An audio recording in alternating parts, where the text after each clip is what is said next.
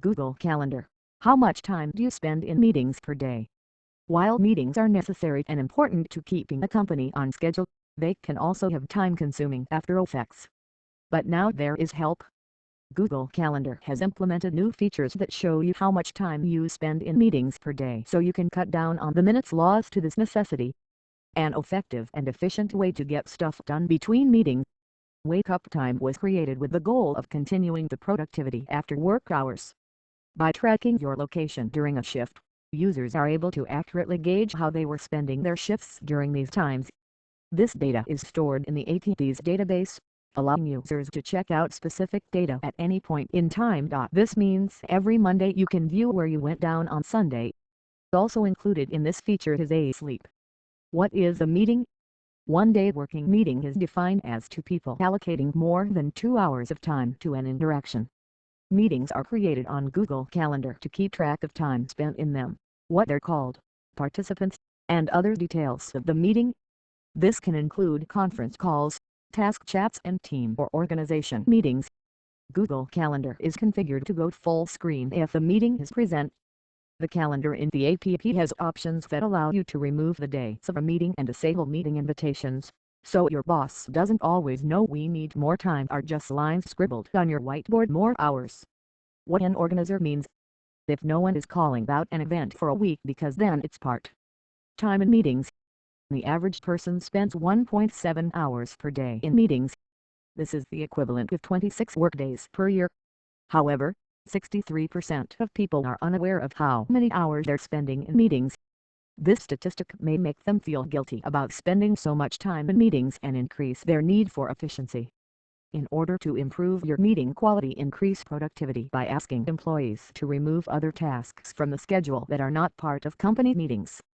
Another way to achieve more productive meetings is by cutting the number of attendees down to 8 people or less. This also helps you to maintain more focus in every meeting because there are fewer decision makers with which to hash out ideas. When would you estimate spending the most time in meetings? You might be surprised to learn that many people spend most of their day in meetings and not on getting work done. Fortunately, there are tools that allow you to calculate how much time is spent in meetings and other distractions so you can track your time and figure out when it would be best for you to pare back. You should use the tool shown above. What is your email strategy? Don't believe that you don't have time to check email frequently. It might be time well spent. Our company uses Harvest Mail with SendBox. We have our master account in a Gmail account, and we send messages to our team members via a Google Group account. We do not check PM at work for bargains or updates. Just got paid for vacation. What are some recommended approaches to minimizing your hours in meetings? During the day, many of us spend more time in meetings than any other single activity. Research by Harvard Business Review and Gallup demonstrate that, for most Americans, half or more of what they do each day is spent involved in meetings. This frequency far outpaces tasks like housework, parenting, cooking, and exercise. Polling shows that people work an average of 6 hours per week on something besides their job. Bad meeting habits such as arriving late, leaving early, not taking notes, and preparing nothing can easily result in an extra 12 hours a week spent in team meetings.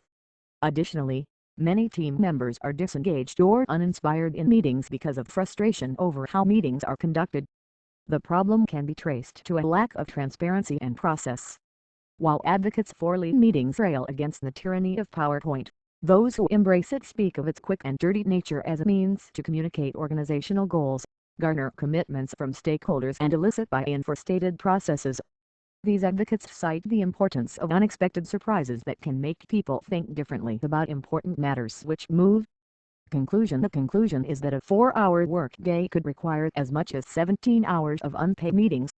Some basic points to make in this chapter include: since the mid-1990s, a host of studies and reviews have provided facts, figures and perspectives concerning work hours, vacations, paid vacation leave, self-organization and regulatory constraints.